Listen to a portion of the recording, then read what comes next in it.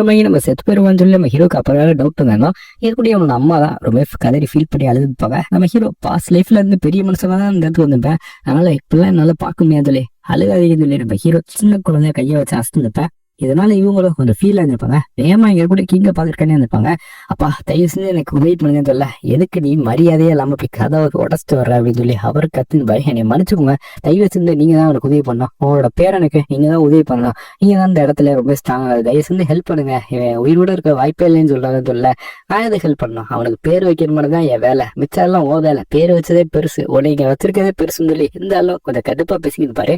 இது என்ன கதைன்னு நமக்கு அப்புறம் தான் காட்டுறாங்க. இப்பதான் நீங்க தான் எப்படியாச்சும் காப்பதும் தயவு செஞ்சு ஏதாச்சும் பண்ணுங்களேன்னு சொல்லி இவ்வளவு கெஞ்சிக்கிட்டுப்பா, அதனால முடியாதுப்போ அப்படின்னு இருப்பாரு. எப்ப அவளை கல்லுந்த காரணம் இருக்கேன்னு சொல்ல, அதை இருக்கட்டும் என்ன ஆச்சுன்னு சொல்லி அந்த குழந்தையோட டீட்டெயில்ஸ் அது செயின்ட்ட கேட்கல. அவனுக்கு மானப்ப ஒரு பிளாக் பண்ணிட்டு இருக்கு. அதை இப்ப கட்டிக்கு ஓரளவு அந்த கோல்டு யாரை ரிலீஸ் பண்ணியிருக்கேன், இருந்தாலுமே அது கொஞ்ச நாளைக்கு தான். எனக்கு தெரிஞ்ச வளர வளர அவனுக்கு ஆபத்து அதிகமாயிட்டே இருக்கும். அவன் உயிரோட இருக்கிறதுக்கு வாய்ப்பே கிடையாது. அவனோட பாதை கண்டிப்பா மார்ஷல் ஆர்டிஸ்ட் பக்கம் போகவே போகாது. இவரதை கேட்டு கொஞ்சம் அமைதியா இருந்திருப்பாரு, பதில் எதுவும் சொல்லாம இருப்பாரு. இப்பதான் எதுக்கடா நீ அவனுக்கு லயான்ற பேரை வச்ச, அந்த பேரு ஷேடோஸ்ன்ற மீனிங் எதுனா குறிக்கும், அது போய் இதுக்கெல்லாம் வச்சா அப்படின்னு சொல்ல, இந்த பேருக்கு இது மட்டும் காரணம் கிடையாது, இதுக்கு பின்னாடி 1000 வருஷம் வரலாறு இருக்குன்னு சொல்லி ஏதோ ஒண்ணு அவர் மறைச்சிட்டு இருப்பாரு. அதே சமயம் ஹீரோக்கு அந்த பிரிஸ்கிரிப்ஷன் எழுதி கொடுத்துப்பார்ல செயின்ட்டு, அந்த பிரிஸ்கிரிப்ஷன் படி நம்ம ஹீரோக்கு மெடிசன் கொடுத்துருப்பாங்க. நம்ம ஹீரோவை குடிச்சு பார்த்து ரொம்ப டேஸ்டா இருக்குன்னு சொல்லி இன்னும் வேணும்னு சொல்லி கேட்டு, பரவாயில்ல அவனுக்கு ரொம்ப பிடிச்சிச்சு சொல்லி இவங்களும் ரொம்ப சந்தோஷப்படுவாங்க. ஏன் நம்ம ஹீரோவை குடிக்கிறானா, அல்ல அந்த ஃபயர் ஆட்ரிபியூட் பவர் அது எல்லாமே உதவும். ஃபயர் ஆட்ரிபியூட் கண்டிப்பா தேவை, அதனால இந்த மெடிசனை நம்ம குடிச்சுக்கிறோம் சொல்லி எல்லாமே நம்ம ஹீரோவுக்கு சாதகமா அமைஞ்சிருக்கும். நம்ம ஹீரோ இப்படி குடிச்சதுனால கரெக்டா ஒரு 2-3 வருஷத்துலயே நம்ம ஹீரோவுக்கு ஃபயரிங் பவர் இருக்குல்ல, அது ஆக்டிவேட் ஆகி அது 1 ஸ்டாருக்கு போயிருந்திருக்கும். பரவாயில்ல ஃபர்ஸ்ட் ஸ்டேஜ் அட்டைன் பண்ணிட்ட போலக்குன்னு சொல்லி நம்ம ஹீரோ சந்தோஷப்பட்டு இருப்பேன். அதே நாட்டில் ஓடுது நம்ம ஹீரோ இப்ப 5 வயசுல இருப்பேன். இவன் சக்சஸ்ஃபுல்லா இப்ப ரிங் ஆஃப் ஃபயர் இருக்குல்ல, அதுல செகண்ட் ஸ்டார் போயிருந்திருப்பேன், அதாவது செகண்ட் ஸ்டேஜ்னு வச்சுக்கோங்க. இந்த ரிங் ஆஃப் ஃபயர் மூலமா இவனோட அந்த சோல் இருக்குல்ல, அந்த குவாலிட்டி ஆஃப் சோல் அது இன்க்ரீஸ் ஆகிருக்கும். இவனோட மான சென்சிட்டிவிட்டி அதுவும் இன்க்ரீஸ் ஆகிருக்கும், வில் பவரும் இன்க்ரீஸ் ஆகிருக்கும். இந்த ரிங் ஆஃப் ஃபயர் மூலமா இவனோட எனர்ஜியுமே இன்க்ரீஸ் ஆகிருக்கும். நம்ம ஹீரோ பரவாயில்ல இந்த ஸ்கில் நல்லாவே நம்மளை இம்ப்ரூவ் பண்ணுன்னு சொல்லி நான் நினைச்சதை சாதிச்சுன்னு நினைப்பேன். அதை தாண்டி இவனுக்கு வாட்டர் ரெசிஸ்டன்ஸ் சொல்லி அதுவும் 2 ஸ்டார்னு இருந்திருக்கும். இது மூலமா அந்த பிட் அண்ட் கோல்ட் கர்ஸ் இருக்குல்ல, அது கொஞ்சம் குறைஞ்சு இருக்கும். இப்பதான் என்னப்பா என்னமோ பண்ணிக்கிட்டு இருக்கிறதுல எங்க கூட மெய்டு பாத்துட்டு இருப்பாங்க. நம்ம ஹீரோ இருக்கிற சிஸ்டம், அந்த சிஸ்டம் இவங்க நல்லா பார்க்க முடியாது, நம்ம ஹீரோல மட்டும் தான் பார்க்க முடியும். சின்ன வயசா இருக்கையில இவனுக்கு இந்த சிஸ்டம் வந்திருக்கும். அதாவது இவன் அந்த ரிங் ஆஃப் ஃபயரை பிராக்டிஸ் பண்ணிட்டு இருப்பால, எப்போ 1 ஸ்டார் அட்டைன் பண்ணணும் அப்ப இந்த சிஸ்டம் வந்திருக்கும். அவனோட கரண்ட் ஸ்டேட்டஸ் என்னென்ன அப்படின்றத அதை டிஸ்பிளே பண்ணிருக்கோம். நம்ம ஹீரோக்கு இது வசதியா போயிருந்திருக்கும். இது மூலமாவே இவன் கர்ஸ் எந்த லெவல்ல இருக்கா, வீக்கா இருக்கா இல்ல இன்னும் ஸ்ட்ராங் ஆயிட்டே இருக்கா அப்படின்றத கண்டுபிடிச்சிருப்பேன். பரவாயில்ல யாராலையும் பார்க்க முடியாதுன்னு சொல்லி இருக்கல. அப்பதான் நம்ம ஹீரோவும் சின்ன வயசுல இருந்து அது எல்லாத்தையும் யோசிச்சு பாக்குறேன். எல்லாருமே அவனை நல்லாவே பார்த்துப்பாங்க, இவனுக்கு உடம்பு முடியாட்டி கூட எல்லாருமே நல்லா பார்த்துப்பாங்க. ஏன்னா எல்லாமே இவன் ஏதாச்சும் இறந்துட்டானா போச்சுன்னு சொல்லி அக்கறை காட்டி வளர்த்துன்னு இருப்பாங்க. நம்ம ஹீரோ எல்லாம் யோசிச்சு பார்த்துட்டு இருக்கேன்.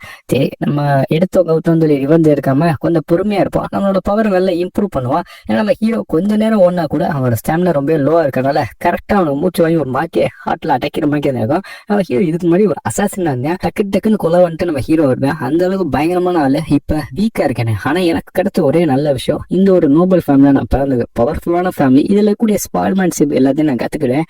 அதை தாண்டி இங்க இருக்கக்கூடிய என்னோட ரிங் ஆஃப் ஃபயர் அதை இந்த வாட்டி நல்லா கல்டிவேட் பண்ணி இம்ப்ரூவ் பண்ணேன்னு சொல்லி நம்ம ஹீரோ சொல்லி நினைப்பேன். நம்ம ரொம்ப அவசரப்படக்கூடாது. ஏன்னா கண்டிப்பா அந்த ராபர்ட் ஒரு சாதாரண கிடையாது, அவனை இது வரைக்கும் டச் பண்ணது யாருமே கிடையாது.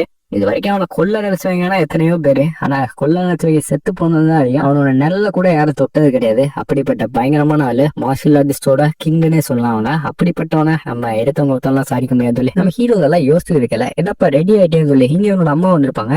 ஏன்னா இன்னைக்கான நாள் தான் ஒரு முக்கியமான நாளா இருந்திருக்கும். நம்ம ஹீரோ இன்னைக்கு தான் அந்த நாளான்னு சொல்ல இப்பதான் நமக்கு காட்டாங்க. இந்த ஒரு வேர்ல்டுல மொத்தம் 6 எம்பரர்ஸ் இருப்பாங்க, இதை தாண்டி 5 டீமன்ஸ் இருக்கும். இதுதான் சமநிலையா இருக்கிறதுக்கு காரணமா இருக்கும். அந்த டீமன்ஸ்னால சமநிலை இருக்காது, 6 எம்பரர்ஸ் அவையால்தான் இந்த இடத்துல இருக்கக்கூடிய பேலன்ஸ் அப்படியே மெயின்டைன் ஆகிட்டே வரும். சமநிலையை உடைக்கிறதுக்கு தான் இங்க இருக்கக்கூடிய பீஸ்ட் எல்லாமே ட்ரை பண்ணிட்டு இருக்கோம், டீமன்ஸ் எல்லாமே ட்ரை பண்ணிட்டு இருக்கோம், எப்படா இந்த உலகத்தை அழிக்கலாம் அப்படின்ற மாதிரி பார்த்தீங்கன்னா பல இன்னல்களை பத்தி அந்த இடத்துல கொடுத்துக்கிட்டு இருக்கோம். நம்ம ஹீரோக்கு இன்னைக்கு தான் ஜட்மெண்ட் செரமனியா இருந்திருக்கும். இந்த ஜட்மெண்ட் செரமனிக்கும் இங்க இருக்கக்கூடிய பெரிய பெரிய ஆட்கள் எல்லாமே வருவாங்க. அவனோட குழந்தைகளை கூட்டிட்டு இந்த ஒரு இடத்துக்கு வருவாங்க. நம்ம ஹீரோ இந்த இடத்துல சில்வியாவோட வந்திருப்பேன். என்னோட அம்மா பேர் சில்வியா. இங்கே பாருங்கன்னா அவுட் கேஸ்ட் வந்துட்டான்னு சொல்லி இவ டைரக்ட் பெட்லைன் இல்ல இன்டைரக்ட் பெட்லைன் சொல்லி நம்ம ஹீரோவையும் அசியமா சொல்லி இருப்பாங்க. அதான் இவனோட அம்மா அவளையும் எல்லாருமே ரொம்ப கேவலமா பேசிட்டு இருப்பாங்க. எதுக்குடா இங்க வந்தா வந்தா நாங்களாம் வந்துருக்க பண்றோம் சொல்லி எல்லாருமே ரொம்ப இந்த பொண்ணதான் அசியமா பேசிட்டு இருப்பாங்க. நம்ம ஹீரோவால அதை பார்த்துட்டு சும்மா இருக்க முடியல. இப்பதான் இங்க இருக்கக்கூடிய இந்த கிங் அவரும் அறைவா இருப்பாரு. என்ன எல்லாம் ரெடியான்னு சொல்லி அந்த இடத்துல ஒரு மிகப்பெரிய ஸ்வாட் டக்குன்னு வந்திருக்கும். இவர்தான் வர வச்சிருந்தப்பாரு. ஜட்மெண்ட் செரமனியா ஆரம்பிக்கலாம் சொல்லியிருப்பாரு. இந்த ஜட்மெண்ட் செரமனில லார்ட் கரோனோட பையன் அவன் இந்த இடத்துல வந்திருப்பேன். அவன் சின்ன பையனா தான் இருப்பேன். அவன் இந்த ஸ்வாட்ல கை வச்சிருப்பேன். இந்த ஸ்வாட்ல அவன் கை வைக்கணுமா, இவனோட மானா எபிலிட்டி எந்த அளவுக்கு இருக்கு, அது எந்த டைப்ல இருக்கு, என்ன ஸ்டைல்ல இருக்கு, எல்லாத்தையும் தெரிஞ்சுக்கிட்டு அதுக்கேற்றாப்புல அவன் ட்ரைனிங் பண்ணலாம். இப்ப இங்க கை வச்சவனுக்கு வின் ஸ்டைல்னு வந்திருக்கும். சரி ஓகே நல்லா ட்ரைனிங் எடுன்னு சொல்லிட்டு இங்க கூட கிங் சொல்லிட்டு நெக்ஸ்ட் யாருன்னு சொல்லிப்பாரு. சியான் ஃபேமிலில இருந்து ஒரு பொண்ணு வந்திருப்பா. அந்த பொண்ணு கை வச்சிருப்பா. நம்ம ஹீரோ கை வைக்கிற எல்லாத்தையும் பார்த்துட்டேன்.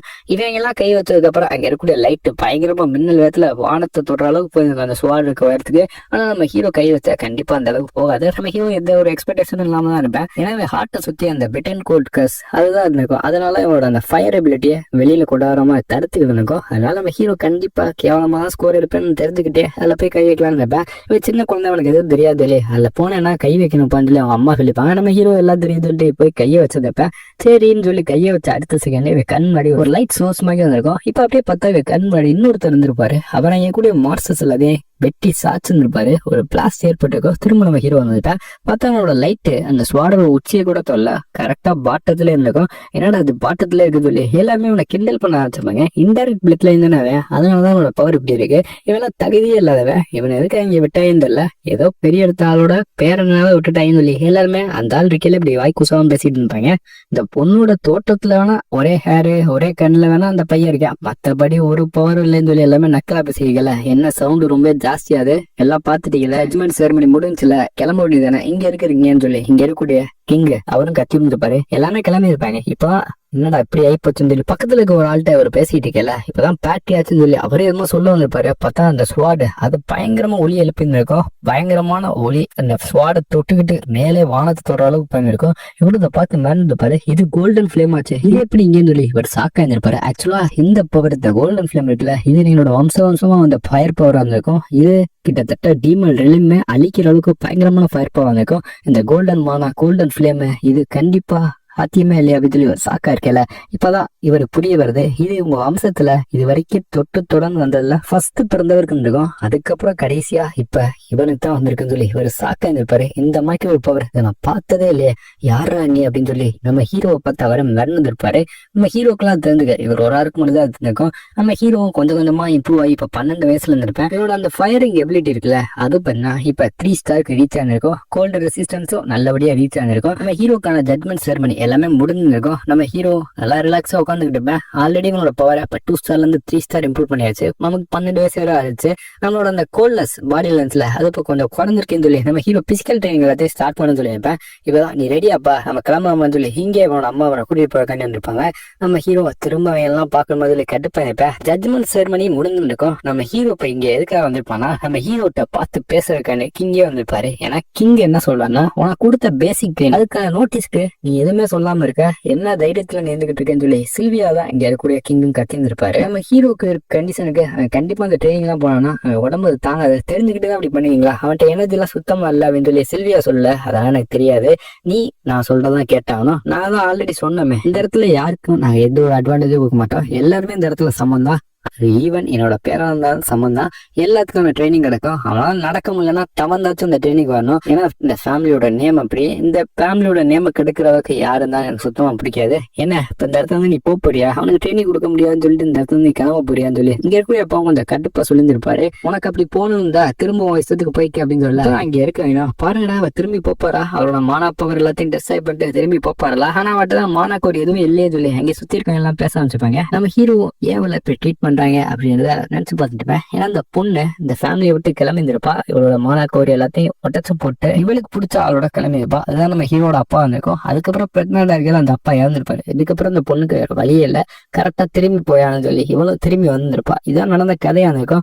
இதனாலதான் இங்க இருக்கவும் எல்லாருமே போனவ திரும்பி வந்துட்டான்னு சொல்லி யாரும் சந்தோஷமா போட்டுக்க மாட்டாங்க, போனவ திரும்பி வந்துட்டாடான்னு சொல்லி எல்லாமே இவ்வளவு ரொம்ப கேவலமா ட்ரீட் பண்ணிப்பாங்க. முக்கியமா இந்த கிங் இருக்கால, அவர் ரொம்ப கேவலமா ட்ரீட் பண்ணிப்பாரு. இதை தனி ஊர் மக்கள் தான் ரொம்ப கேவலமா பேசிட்டு இருப்பாங்க. இந்த பொண்ணு எதையுமே கண்டுக்கிறாம இவ்வளவு கட்ஸ் அந்த இடத்துல வந்ததே பெரிய விஷயம் சொல்லி நம்ம ஹீரோக்கு இந்த பொண்ணோட ஃபீலிங்ஸ் புரிஞ்சிருக்கும். நான் அந்த ட்ரைனிங் எடுத்துக்கிறேன்னு சொல்லி இருந்திருப்பேன், நீ அந்த ட்ரைனிங் எடுக்க போறியா, உன் கண்டிஷன் என்னன்னு தெரியுமா அப்படின்னு சொல்லி அந்த கிங் கேட்கல. பக்கத்துல கூடிய மார்ஷியல் ஆர்ட் மாஸ்டர் அவர் இப்ப கரண்டா இருப்பாரு. அவரும் சொல்றாரு, தம்பி உனக்கு இருக்க ஸ்ட்ரென்த்துக்கு நீ வந்து அந்த ட்ரைனிங் எடுத்தனா உன்னால தாக்க முடிய முடியாது, உன் உயிருக்கு ஆபத்துன்னு சொல்ல. அதெல்லாம் எனக்கு தெரியும். நான் கண்டிப்பா இந்த ஃபேமிலியோட நேம காப்பாத்துறதுக்கு இந்த ட்ரைனிங் நான் எடுத்துக்கிட்டே ஆவேன் சொல்ல. ஃபேமிலியோட நேம நீங்க காப்பாத்த போறியா, நீ பேசுற வார்த்தையெல்லாம் தெரிஞ்சுதான் பேசியான்னு சொல்லி இவர் இவரோட ஆறாவை காட்டியிருப்பாரு. அதுக்கே நம்ம ஹீரோ மூக்குல இருந்து ரத்தம் வந்திருக்கும். ஹீரோவால இந்த பயங்கரமான ஆறாவை எது திரிச்சே கூட வந்திருக்காரு. என்னடா இவர் நம்ம ராபர்ட்டோட பயங்கரமான பவர்ஃபுல்லான ஆளா இருப்பா, ஓகே இப்படிப்பட்ட ஆளா அப்படின்னு சொல்லி நம்ம ஹீரோவை மிரண்டு போயிருந்திருப்பேன்.